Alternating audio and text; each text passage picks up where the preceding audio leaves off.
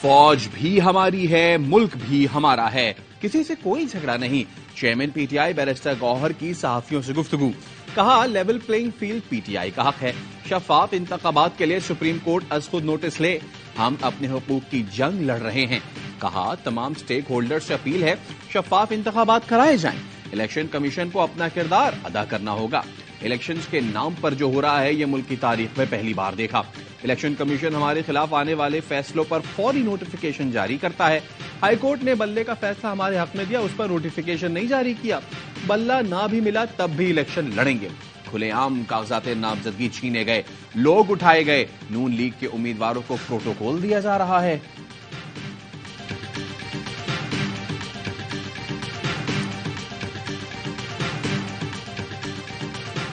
Supreme court میں level playing field سے متعلق درخواست، پی ٹی آئی کی توہین عدالت کی درخواست پر سماعت 3 جنوری کو ہوگی۔ سپریم کورٹ کا 3 رکنی بینچ سماعت کرے گا۔ پی ٹی آئی کو امیدواروں کے کاغذات نامزدگی مسترد ہونے پر سپریم کورٹ جانے کا اعلان۔ بابر اعوان کہتے ہیں 300 سے زائد کاغذات نامزدگی مسترد ہوئے، عدالت جائیں گے، امید ہے انصاف ملے گا۔ پاکستان تحریک انصاف ہر حال میں الیکشن لڑے گی اور جیتے گی، جتنا زور لگا لیں۔ نواز شریف کو عوام کے دلوں میں نہیں اتارا جا سکتا۔ نواز شریف کے خلاف جب کرپشن کا کیس چلے گا تو ان کا سیاسی کریئر اڈیالہ سے شروع ہوگا۔ شیخ رشید نے ویڈیو پیغام میں کہا ناانصافی ہو رہی ہے، چیف الیکشن کمشنر نوٹس لیں۔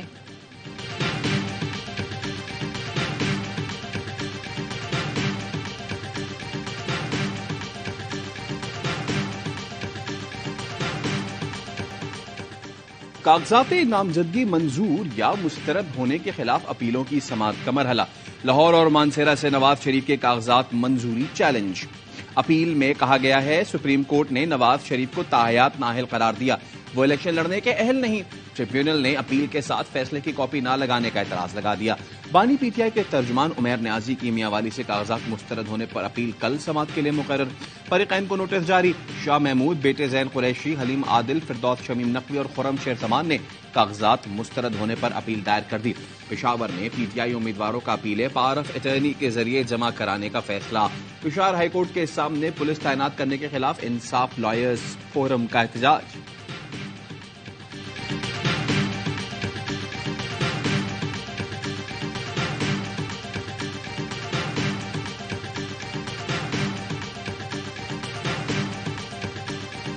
تاحیات نااہلی کیس کی سماعت کے لیے چیف جسٹس کی سربراہی میں سپریم کورٹ کا 7 رکنی بینچ تشکیل دے دیا گیا۔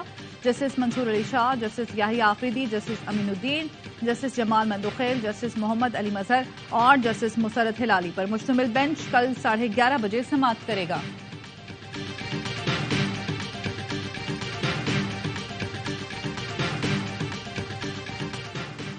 گجرانوالہ کی انسداد دہشت گردی عدالت کا مراد سعید، حماد اظہر، فروخ حبیب، عمر ایوب، علی امین گنڈاپور، زرتاج گل سمیت 51 ملزمان کی جائیدادیں ضبط کرنے کا حکم۔ ملزمان کو اشتہاری قرار دینے کی کارروائی بھی جاری۔ عدالتی حکم پر ملزمان کے گھروں اور شہروں کے اہم مقامات پر اشتہار آویزہ کیے گئے۔ عدالت نے 9 مئی کو گجرانوالہ کینٹ حملہ کیس میں ملزمان کے ناقابل ضمانت وارنٹ جاری کر رکھے ہیں۔ ہیومن رائٹس کمیشن کا ملک میں انسانی حقوق کی صورتحال پر تشویش کا اظہار، ایک جماعت کو منصوبہ بندی کے ساتھ توڑا اور روکا گیا۔ ملک میں انسانی حقوق کی صورتحال تشویشناک ہے، سیاسی کارکنان کو پریس کانفرنسز کے بعد رہا کیا گیا۔ ہیومن رائٹس کمیشن کی شریک چیئرپرسن منیزہ جہانگیر کی نیوز کانفرنس، کہا کالعدم تنظیموں کے کاغذات منظور اور ایک سیاسی جماعت کے مسترد کر دیے گئے، یہ تمام اقدامات انتخابات کی شفافیت کو مشکوک بناتے ہیں۔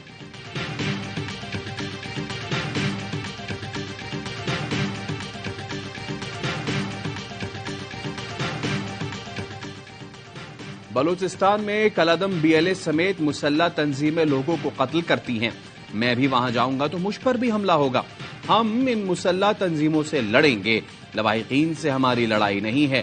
نگراں وزیر اعظم انوار الحق کاکڑ کی لاہور میں بزنس فیسیلیٹیشن آفس کے دورے کے دوران گفتگو، کہا ٹیکس جمع کریں گے تو آئمت سے جان چھوٹے گی، قرض لینا منفی عمل نہیں، اصل مسئلہ یہ ہے کہ قرض لے کر لگایا کہاں جاتا ہے۔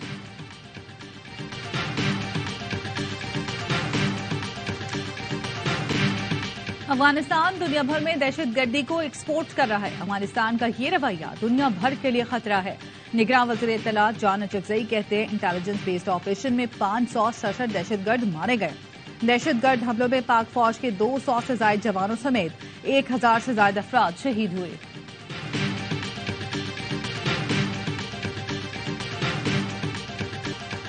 रात 8 बजे के करीब मौलाना फजलुर रहमान के काफिले पर हमला हुआ। वो काफिले में मौजूद नहीं थे। हुकूमत को बताना चाहिए था मौलाना फजलुर रहमान को थ्रेट है।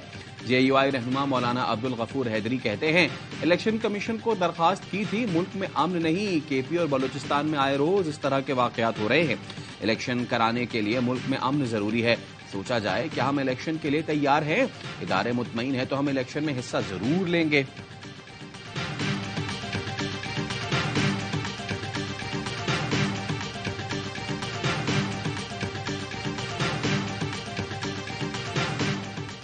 इंट्रा पार्टी इंतखाबात पर इलेक्शन कमीशन ने मजीद 14 सियासी जमातों को नोटिस जारी कर दिया। जमीयत उलमाए पाकिस्तान और ऑल पाकिस्तान माइनॉरिटी अलायंस समेत दीगर सियासी जमातों को नोटिस जारी। इंट्रा पार्टी इंतखाबात से मुतालिक केस की इब्तदाई समाअत 4 जनवरी के लिए मुकर्रर।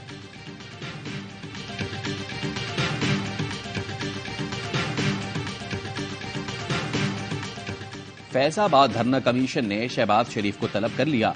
3 जनवरी को बयान कलमबंद कराने की हिदायत। शहबाज शरीफ को साबिक वजीर आला पंजाब की हैसियत से तलब किया गया है।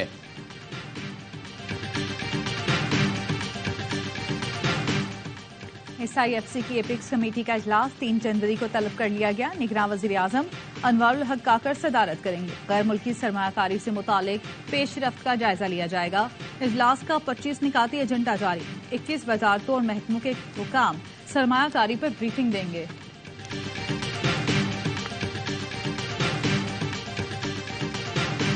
नायक अब्दुल रऊफ शहीद आबाई इलाके रहीम यार खान में फौजी एहसास के साथ सुपुर्द खाक। नमाज जनाजा में अहले खाना अजीज क़ारिब पाक फौज के अफसरान अमायदीन की शिरकत। नायक अब्दुल रऊफ शिमाली वजीरिस्तान में अफगान हुदूद से फायरिंग में शहीद हुए।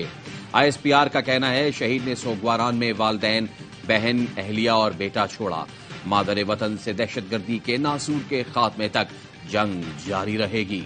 सेनेट ने सोशल मीडिया पर पाक फौज मुखालिफ प्रोपेगेंडे के खिलाफ करारदाद मंजूर कर ली। सेनेटर बहमन तंगी की जानिब से पेश करदा करारदाद मुतफिका तौर पर मंजूर की गई। करारदाद में कहा गया मुल्की दिफा बिलखसूस मुखालिफ हमसाए के तनाजुर में मजबूत फौज और एजेंसियां नागुज़ीर हैं। सोशल मीडिया पर फौज एजेंसियों के खिलाफ बदनीयती पर मबनी प्रोपेगेंडा किया जा रहा है। मुलव्विस अफराद को सख्त सजाएं दी जाएं। मुलव्विस अफराद की अवामी ओहदे से 10 साल तक की नाअहलियत की सजा जरूरी है।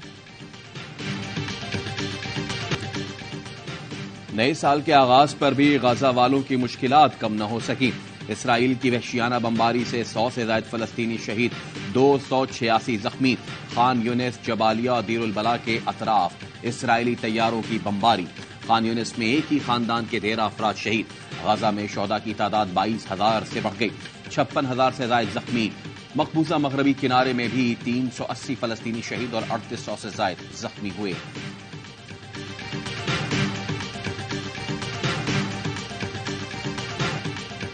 जापान का शुमाल वस्ती इलाका जल्जले से लरज उठा। रेक्टर स्केल पर शिद्दत 7.6 रिकॉर्ड की गई।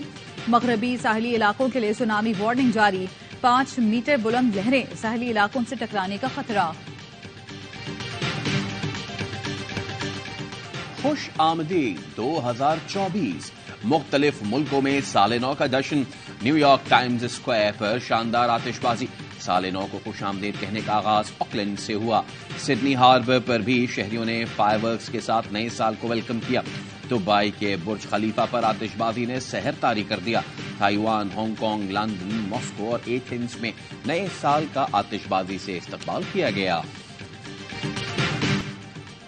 मुसल्लह अफवाज की बावकार और काबिल फख्र आवाम को नए साल की मुबारकबाद। ISPR का कहना है 2023 एक अहम और मुश्किल साल था जो खत्म हो गया। 2024 पाकिस्तान के लिए अंदरूनी बैरूनी लिहाज से अहम है। मुसल्लह अफवाज मौत वतन की खिदमत के जज्बे से सरशार हैं। बिलाशुबा कौम हमारे आबाओ अजदाद के ख्वाबों के मुताबिक सुरखरू होगी। आने वाली नस्लों का रोशन मुस्तकबिल मुंतज़िर है। Army chief general Asim Munir ने पैगाम दिया, पाक फौज मुल्की सलामती तरक्की के लिए तमाम दस्तयाब वसाइल रूए कार लाएगी। हमें अवाम के साथ अपनी गैर मुतज़लज़ल वाबस्तगी पर फख्र है। अफवाज पाकिस्तान और अवाम एक हैं। पाकिस्तान के जज्बे को कोई शिकस्त नहीं दे सकता।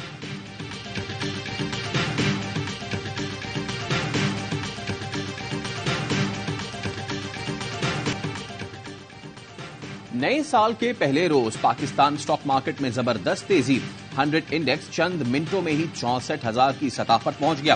انڈیکس میں 2,000 سے زائد پوائنٹس کا اضافہ ریکارڈ. IMF بورڈ نے پاکستان کو اپنے نئے شیڈول میں شامل کر دیا. 11 جنوری کو پاکستان کے لیے $70 کروڑ قرض کی قسط کی منظوری دی جائے گی. بقیہ $1.1 ارب دینے کا فیصلہ IMF آئندہ جائزہ رپورٹ مکمل ہونے پر دے گا. IMF مشن 15 نومبر کو پاکستانی حکام کے ساتھ سٹاف لیول معاہدہ مکمل کر چکا. پنجاب میں شدید دھند کے باعث حادثات. علی پور میں ملتان روڈ پر بس کو حادثہ, خاتون جاں بحق, 16 افراد زخمی. خانپور میں 2 حادثات, 2 ٹریلر آپس میں ٹکرا گئے, ڈرائیور زخمی. بس الٹنے سے بھی 2 افراد زخمی ہوئے. شدید دھند کے باعث بجلی اور مواصلاتی نظام متاثر. سیپکو ریجن کے 300 سے زائد فیڈرز ٹرپ کر گئے. نگراں وزیر اعلیٰ پنجاب نے صوبے کے 36 تھانوں کا ورچوئل افتتاح کر دیا. تھانہ گلشن اقبال کی عمارت کا معائنہ کیا. محسن نقوی کہتے ہیں شہری 9 جنوری تک پرانی فیس ادا کر کے لائسنس بنوا سکتے ہیں.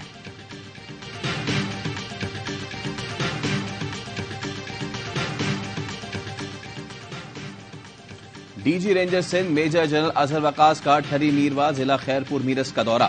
شہید نائک دلشاد علی کے اہل خانہ سے تعزیت اور فاتحہ خوانی کی. ترجمان رینجرز کا کہنا ہے نائک دلشاد علی 7 اگست 2023 کو لیاری میں شہید ہوئے تھے. ڈی جی رینجرز نے کہا صوبے میں امن کے لیے کسی بھی قربانی سے دریغ نہیں کریں گے. پاکستان اور بھارت کے درمیان قیدیوں کی فہرست کا تبادلہ. پاکستان نے 231 بھارتی قیدیوں کی فہرست بھارتی ہائی کمیشن کے حوالے کر دی. بھارت نے اپنی جیلوں میں قید 418 پاکستانیوں کی فہرست پاکستانی ہائی کمیشن نئی دلی میں جمع کرائی. ترجمان دفتر خارجہ کا کہنا ہے بھارتی حکومت پر زور دیا ہے کہ وہ سزا پوری کرنے والے پاکستانی قیدیوں کو رہا کرے. معاہدے کے تحت ہر سال 1 جنوری اور 1 جولائی کو قیدیوں کی فہرستوں کا تبادلہ ہوتا ہے. بھارت کے روس سے بڑھتے تعلقات پر مغربی ملکوں میں شدید تشویش. برطانوی اخبار نے دعویٰ کیا بھارت روس کے عزائم کی توثیق کر رہا ہے. کرسمس پر میٹنگ میں بھارتی اور روسی وزرائے خارجہ میں غیر معمولی ڈیل ہوئی. ملاقات میں ایک نئے عالمی نظام کے قیام پر اتفاق کیا گیا. روسی وزیر خارجہ نے مغرب کے خلاف سخت الفاظ کا استعمال کیا لیکن بھارتی وزیر کے کان پر جوں تک نہ رینگی. دونوں ملکوں نے نئے ہتھیاروں کی مشترکہ پیداوار شروع کرنے کا بھی اعلان کیا جو یوکرین کے لیے خطرے کی گھنٹی ہے. بھارت نے سید علی گیلانی کی تحریک حریت جموں کشمیر کو غیر قانونی قرار دے دیا. مودی سرکار کے مسلمان اور کشمیر دشمن وزیر داخلہ امت شاہ نے ٹویٹر پر لکھا سید علی گیلانی کی جماعت ممنوعہ سرگرمیوں میں ملوث ہے. وہ مقبوضہ کشمیر میں اسلامی قوانین نافذ کرنا چاہتی ہے. ملک بھر میں جاڑے کی دھوم. گلگت بلتستان سمیت بالائی علاقوں میں یخ بستہ ہوائیں. اسکردو میں درجہ حرارت -9, گلگت -6, استو اور -4, ہنزا میں -3 ریکارڈ. شمالی بلوچستان میں بھی سردی کی شدت میں اضافہ. قلات میں درجہ حرارت -5, کوئٹہ میں -2 ریکارڈ. کراچی میں کم سے کم درجہ حرارت 14 ڈگری سینٹی گریڈ ریکارڈ کیا گیا.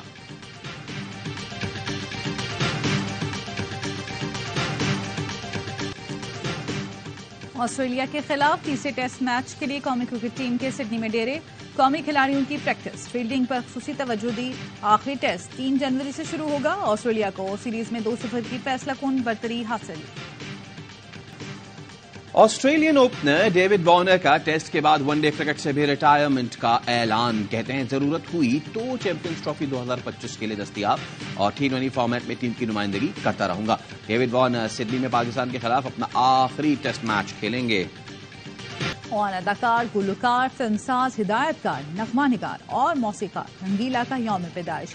ذرافت کے بے تاج بادشاہ نے 500 سے زائد فلموں میں اداکاری کے جوہر دکھائے. چہروں پر مسکراہٹیں بکھیرنے والے رنگیلا کے کردار آج بھی یادگار.